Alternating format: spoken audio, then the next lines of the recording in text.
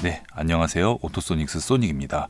얼마 전에 수원 벤틀리 사건이 있었고 포르쉐 폭행 사건이 있었습니다. 저는 이걸 이제 뉴스로만 봐왔기 때문에 아이고 뭐 저런 사람은 어디나 뭐 한 명쯤은 있었지 이런 생각으로 봤었는데 원본 영상을 보고 나서 깜짝 놀랐습니다. 그래서 이런 일이 벌어졌을 때 대처하는 방법이라던가 이 가해자는 어떤 상황에 놓여졌을까 이거를 보는데요. 일단 영상을 먼저 보도록 하겠습니다. 수원 벤틀리 사건. 초보해라.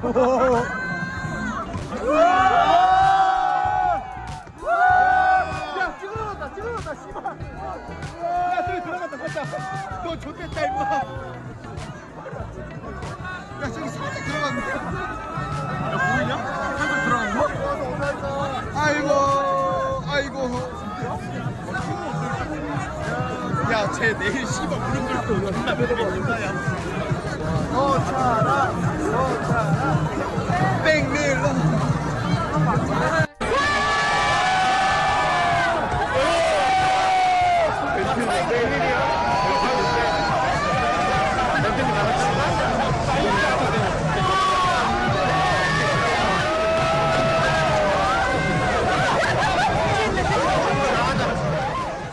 네, 참 좀 그렇죠. 주변에서 이 사람이 막 으아 소리 지르고 발로 차고 하는데 우와 막 환호를 지르면서 이 분위기에 휩쓸렸는데 여기서 아무리 저처럼 막 차를 사랑하는 오너라고 해도 쉽게 내릴 수 있을까요?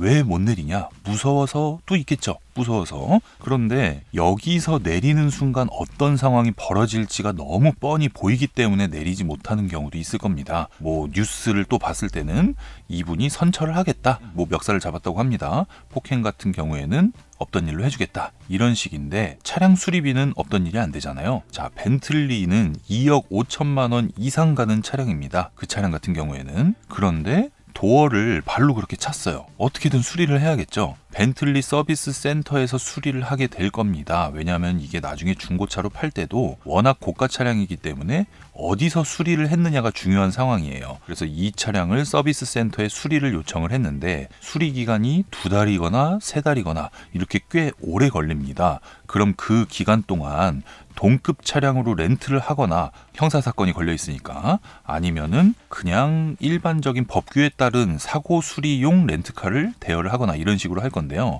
그 비용뿐만 아니라 이 차량 수리비 대략적으로 봐도 한 5천만 원 정도는 날린 게 아닌가 이런 생각이 듭니다. 한 번의 실수, 한 번의 분위기에 휩쓸려서 나는 술을 먹었고 나는 젊고 아무 이유 없이 그 차량을 파손시킨 거에 대한 그런 처리를 받겠죠. 그리고 나서 벤틀리 사건 이후에 또 포르쉐 718 포르쉐 박스터 오픈카입니다. 차주분께서 오픈을 하고 있었더라고요. 근데 폭행 사건 그리고 본넷을 밟았다.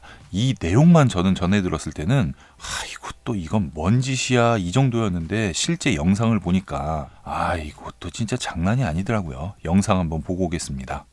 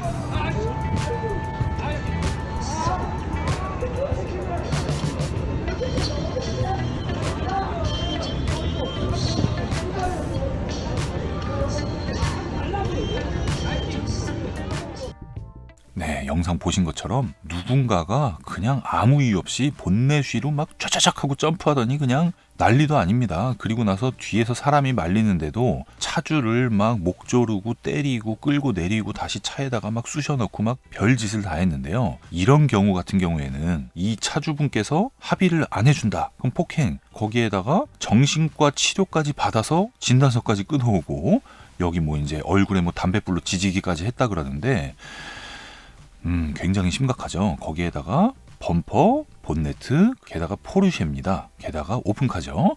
이 차량 같은 경우에는 포르쉐 정식 서비스 센터에 입고해서 1년 가까이 수리를 받아야 될 수도 있는 상황입니다. 왜냐하면 전염병 사태로 인해서 해외에 이제 공장들이 돌아가지 않은 상태입니다. 여기서 부품이 국내에 오는 시간과 이런 모든 상황을 대비를 했을 때 제가 볼 때는 최소 6개월에서 최대 1년까지의 시간이 걸릴 것 같은데요.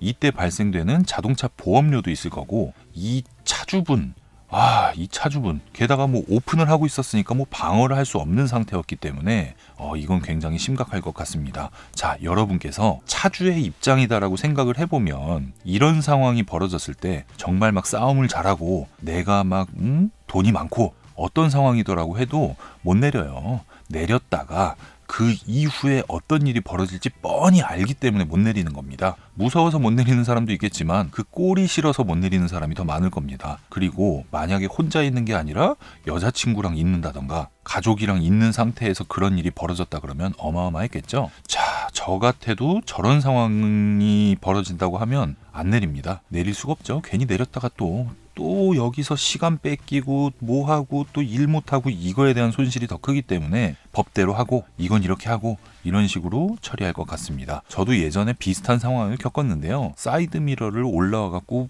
팍 밟고 막 하더라고요. 근데 감정이 욱해서 만약에 이 차주가 막 분노 조절 장애야 이래서 그냥 차로 막 안 좋게 하면은 어떻게 되려고 아무리 술을 먹었다 그래도 이런 건 너무 심한 것 같습니다. 그래서 잘 처리되길 바라겠고요. 이런 사회 분위기에서 앞으로는 이런 일이 없었으면 좋겠다라는 생각으로 이 영상을 만들게 되었습니다. 네, 저희 구독자분들 같은 경우에는 연령대가 워낙 다양하기 때문에 저처럼 그냥 뉴스로 흘겨듣고 워낙 바빠서 그냥 신경을 끄고 계신 분들도 많을 건데요. 국산차를 타다가 수입차를 타서 변화되는 거 전혀 없습니다. 그냥 자동차는 자동차일 뿐이니까. 그런데 누군가가 이렇게 나쁜 마음을 먹고 어떤 일을 행했을 때 내 차가 얼마짜린데 내 차가 소중한데 이런 걸로 욱해서 똑같이 내리지 마시고 이건 그냥 제가 말씀드린 대로 굳이 내릴 필요 없고 그 이후 상황 뻔히 보이니까 대응하시면 될 것 같습니다. 그냥 경찰에 신고하고 뭐 그 사람을 어쨌든 잡아두는, 그 사람이 도망치면 이게 방법이 없거든요. 무조건 잡아두는 그런 쪽으로 주변 사람들 도움을 받는 게 더 현명할 것 같습니다. 네, 어찌됐건 간에 이번 내용은 여기까지 하고 제가 그동안 방송이 조금 뜸했는데요. 새로 좀 준비 중인 게 있어서 영상을 많이 못 올리게 되었습니다. 그래서 지금 상황이 전염병 때문에 시승 리뷰도 제대로 하지 못하는 상황이라서 5월 달부터는 정상적으로 운영되니까요. 그 점 참고해 주시고요. 오토소닉스 채널 구독, 좋아요, 알림 신청 부탁드리겠습니다. 감사합니다.